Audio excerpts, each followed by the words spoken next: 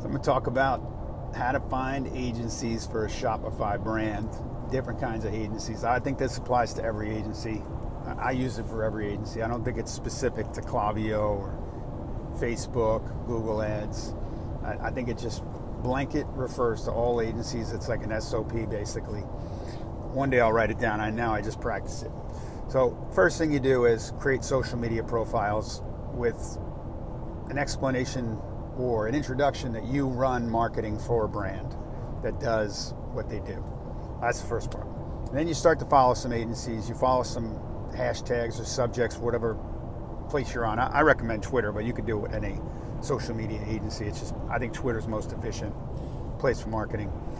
And you start to follow some tags. You start to get involved in conversations. You try to help people who maybe don't know as much as you, and you can ask people who know more about something than you do. And if you find something of value, what I typically do is I retweet it, and I usually put in there my code word, which is good stuff, so that later on down the road, I gotta spit it out, I can say, I wanna find something that I thought was a good idea a month or two ago, and what I'll do is I'll Google my good stuff so that, not Google, but Google search, put it in the search bar. I got to spit it out. I got to put it in the search bar, good stuff. And then all the things that I have retweeted will pop up as good stuff. Because I retweet a lot of different stuff, but I don't always retweet good stuff. So I want to find just the good stuff. Then what I do is I'll write those down or I'll enter them into a spreadsheet and then put a link to the tweet, just in case I need reference. And usually what I'll do is hand that off to somebody and say, can you please go here, read my description, follow the link. There's going to be websites there. There's going to be, Twitter profiles, or there's going to be instructions.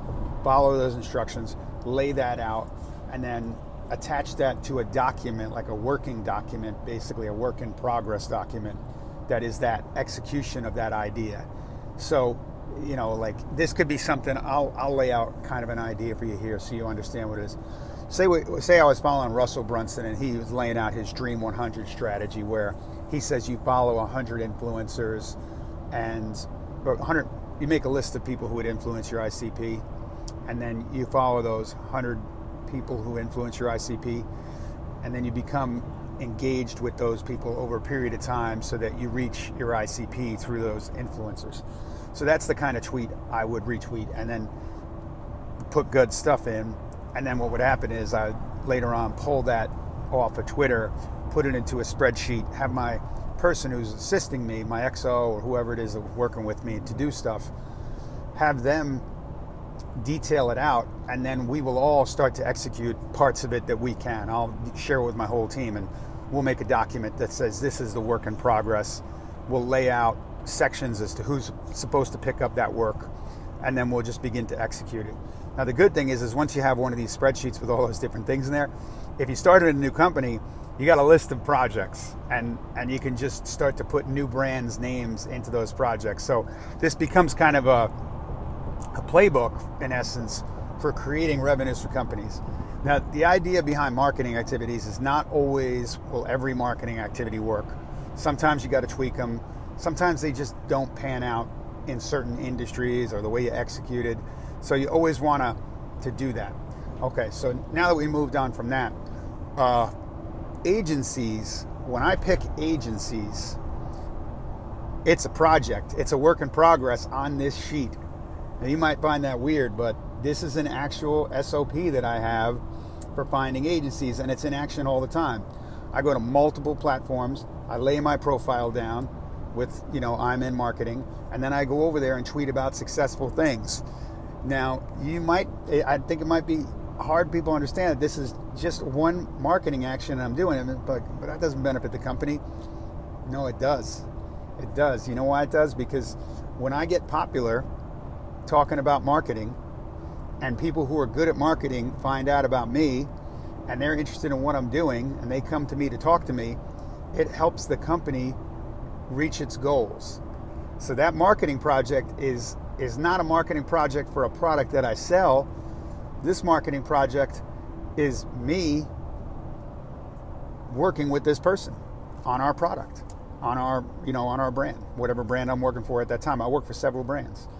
So this project that I have is sort of like, I would say, not a top secret project, but it's not something I say, hey, this is what I'm doing all the time. But I will assure you, when I'm on social media, 24/7, this project is in effect. I am not ever tweeting about stuff that I'm going to be doing on social media without having this project in mind.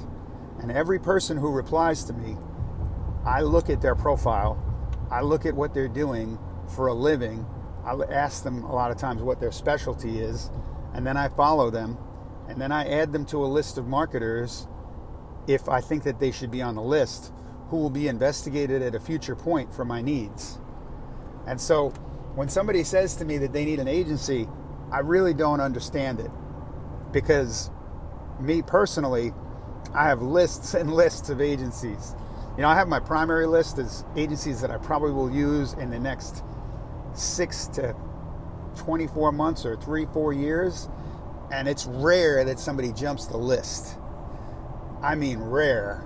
And it's rare that I add anybody to the list and they move up from, just newly added to the spot where it's like, okay, he's next up. It has happened, and it has happened recently. It did happen with a certain person, an email person, just jumped the list because I saw him posting in a couple of groups online about what he was working on. And then I sat on the phone with him, and my typical agency call goes something like this. Hey, how are you? Let's talk about what you're doing. What do you specialize in? And then they'll ask me about the brand. They want to put it back on me. So I'll be like, okay, cool. I give them the rigmarole, tell them about the brand real quick. And then I move the focus right away back to them. What is it that you specialize in? Because it's important what we do, but it's more important what they do when I'm trying to hire them. It's not important what we do. When I'm trying to hire somebody, I want to talk about what they're doing. So I don't want to talk to them about our problems or our difficulties, because they're just going to hone in on that and say, well, that's what we specialize in.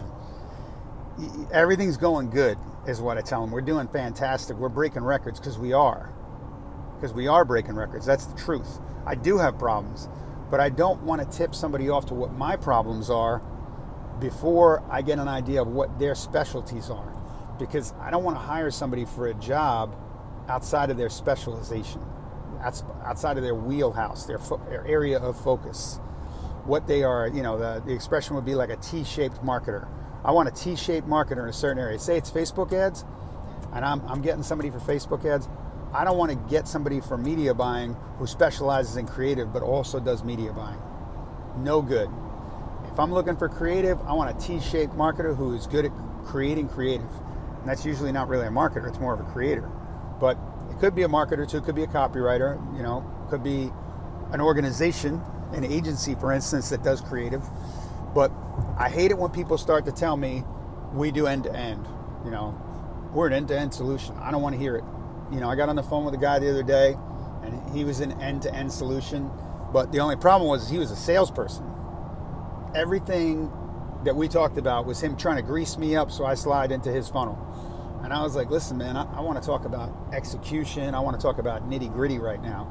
I do not want to talk about my problems, my issues that you need to solve. I want to talk about your techniques, what's having success. That's what I'm interested in. I have a goal in mind here, and it's not to be sold on something. So we kind of struggled on the phone because he kept going back to the sales. So I eventually just asked him to show me an execution of his. And I said, listen, man, what was the last thing you did in Facebook Business Manager? Just what was the last thing you did? What was the last optimization? And he stammered out with, I'm not in Facebook Ads Manager day to day anymore. And I said, well, that's funny because I'm in Facebook Ads Manager day to day and you're trying to sell me on Facebook Ads Manager work. So you have someone who does it for you? And he said, yes. I said, okay, so I probably should be talking to him instead of the salesperson, because I don't mind talking to you to get an introduction to him, but it's not going to happen on the phone with you right now.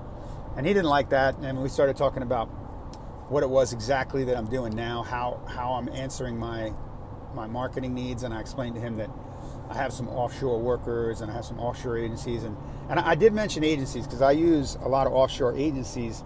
And I think he took that the wrong way because he immediately said, well, my onshore people are much better than your offshore people. I can assure you of that, which kind of ticked me off because, I'll be honest, I work with these people and I don't want to really hear anybody putting their work down. And I'm doing, I believe I'm doing a really good job with the budget that I have and maximizing every dollar and, trying to just do good work as much as we can. And I don't really like anybody just assuming that they're better than us. And to me, that's like real arrogance right there. So I pretty much just ended the conversation there with that. And I said, listen, man, there's about zero chance you and I are going to work together ever, because you're a salesperson trying to sell me something and you basically just insulted my whole team of workers and myself's abilities in a short period of time when you have let me know you're not actually executing on the things that we do daily. So I said, it's better we just part ways. We can be friends or whatever, but we're definitely not going to work together after that whole interaction. So this is what I would tell you if you're looking for an agency. Your agency, if you start to feel like you got a car salesman, you start to feel like you're at the dealership and you're about to get in the place and put your seatbelt on and go for a test drive, maybe tell the guy to put you into Ads Manager and show him the last execution that you made, because I don't need to be hearing about somebody else's skills and how great they are and all their end-to-end. I want to see it in action. So when I get on the phone with somebody and we're talking agency stuff, I'm going to be like, let's get in my business manager or let's get in your business manager, one or the other. And I'm going to watch how fast that mouse moves in there.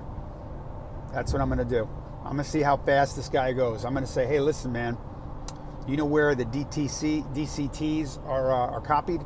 Can you show me how to do that? And even if he doesn't like DCTs and he doesn't really use them, he should still know where they are. So that's a good tip for you guys. Ask him to find where certain settings are. Ask him where the attribution settings are, the comparison ones. Ask him to compare 7-day click against 1-day view. Ask him to show 28-day attribution versus 7-day. Start to ask him questions like that, because then you'll start to see. Ask him to break down ad performance by things like social media interactions, like is it called engagements? I'm in there, not every day. I am in there often. I'm in there every day, actually, to be honest with you. I might not do stuff in there every day, but I am in there every day. You can judge an ad by the engagements on it, and you can also judge ads by creative, like copy and headlines, if it's dynamic. There's a lot of different settings in Facebook, so just pick a couple of settings that are kind of unused and just ask them if they can show you that. A lot of people don't know about the view through conversions, so that's a good one to start with. Google how to find your view through conversions, and then when you're talking to somebody on the phone, just open up your Ads Manager, give them mouse control, and say, hey, can you do me a favor? I can't find these, this one setting. Can you show me where it is? And I would just test them, and then you get an idea if they're in there or not every day. There's nothing better than watching somebody in platform do work if they say they're an expert at something. You can always tell pretty quick, in my opinion. You give them mouse control, boom, you know what the deal is.